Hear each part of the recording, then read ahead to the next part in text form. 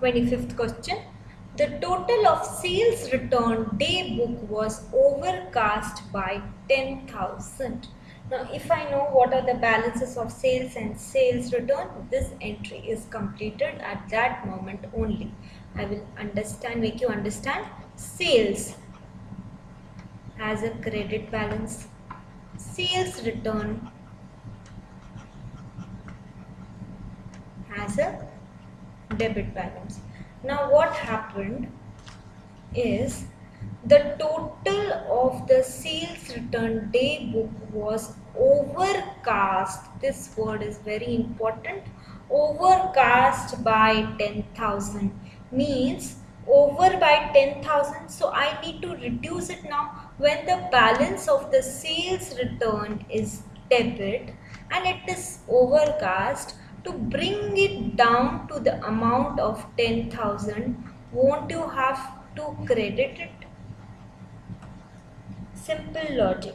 So my entry will be suspense account debit. Something needs to be debited.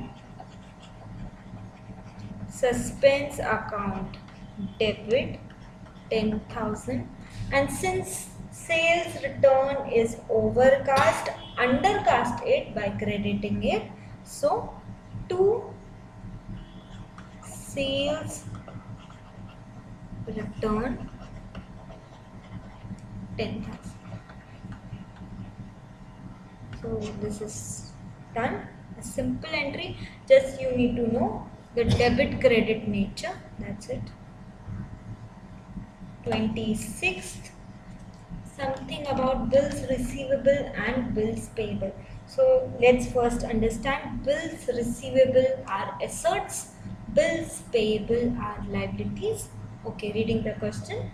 Bills receivable worth rupees 900 received from a debtor was entered in bills payable book. Means totally opposite. Bills receivable assets turned to bills payable liabilities, though correctly entered in debtors account.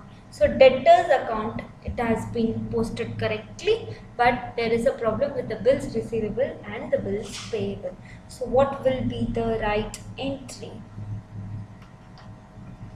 Bills receivable account debit to debtor. But what did I do?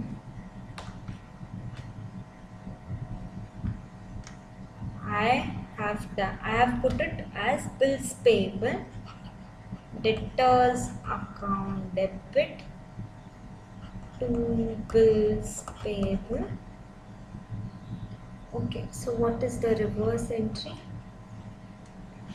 Bills payable account debit to debtors,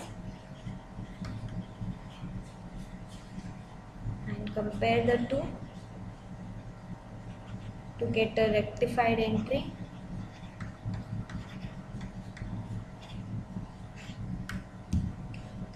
Can I cut BR with anything? No. Can I cut PP with anything? No. So BR, bills receivable account debit by 900.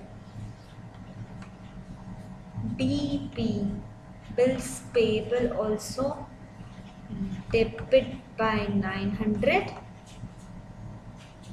2. It says that it is correctly entered in debtors account. So instead of 2 debtors, that debtors accounting has been done properly, I will have suspense account 1800.